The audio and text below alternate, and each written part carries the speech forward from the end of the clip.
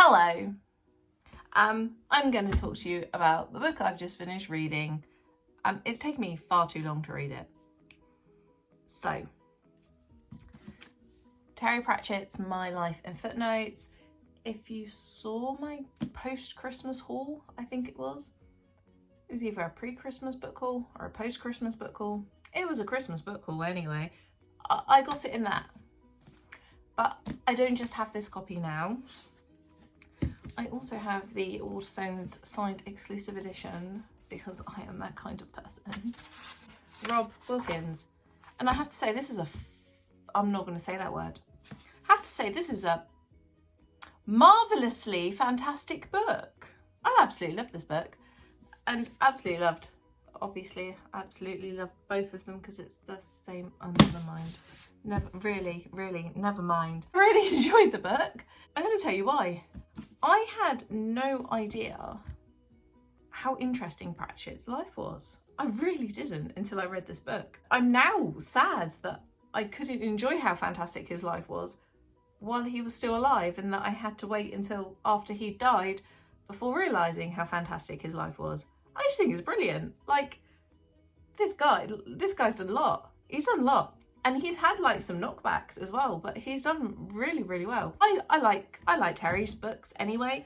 However, I think if you're a person that's never read his work or doesn't, know of his work, I just think you should read the book anyway, because it's a really nice biography to read.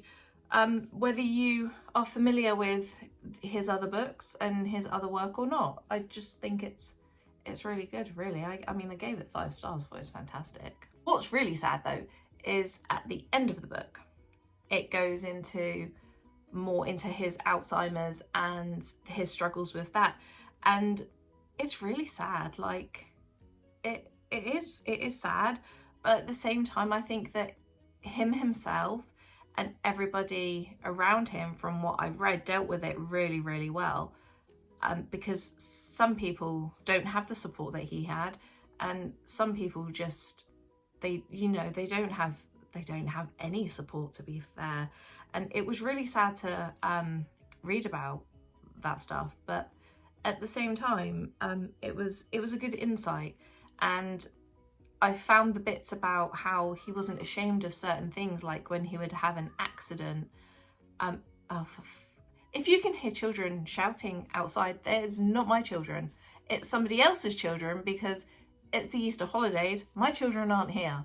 But if you can hear other children shouting, that's other people's children, not my children. It's annoying me because it's the school holidays and they woke me up this morning. And there's lots about him as a person that I really liked as well. Things that I didn't know before. And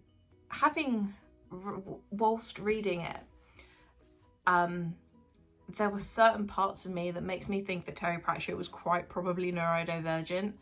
There were just little aspects of him, and if you're neurodivergent like myself, and you read the book, you will probably pick up on those things. I'm not saying that he was by any means. I'm just saying that there was a chance that he could be, particularly when you hear about his experiences at school. That's a noticeable. There's a bit there that if you read the book and you know about neurodivergency and you've got experiences with being neurodivergent, you will know exactly what I'm talking about.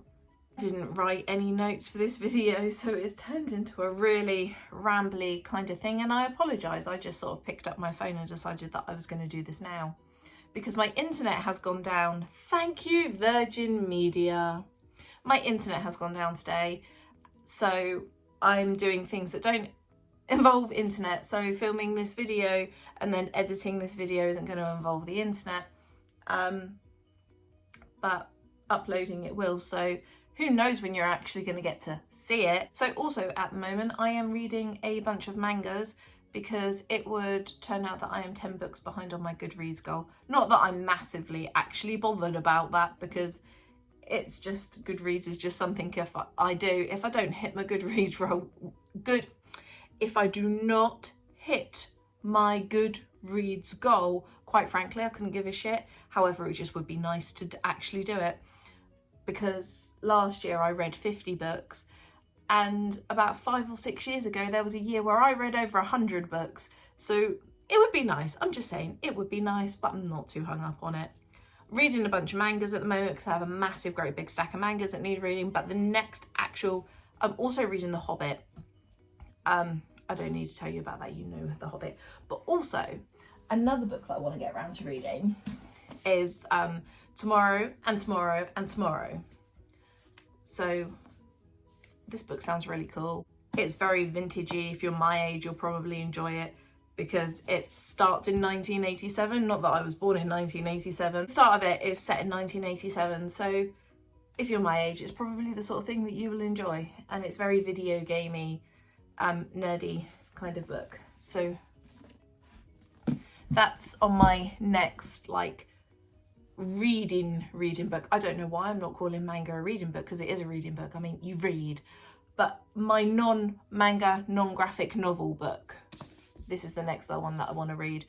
I'm also reading The Hobbit as well, so I want to get onto this one next. And I think hay fever season is starting. If you know me in real life, you will know that I get chronic hay fever. I'm not talking a little bit of hay fever, no. I get chronic hay fever.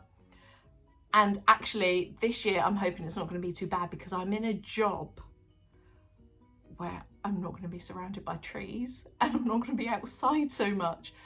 So I'm hoping this year's going to be okay work-wise, because that's usually when I struggle with it the most. When I'm at home, I can deal with it more. But when I'm like out and about and I'm at work, that's when I struggle with it. I hate summer. I hate summer. But I can already tell that the weather's changing, the atmosphere's changing because it's made my nostrils itch. You didn't need to know that. You really didn't need to know that. All right, I just came here to tell you about the book. I've told you about the book. Goodbye.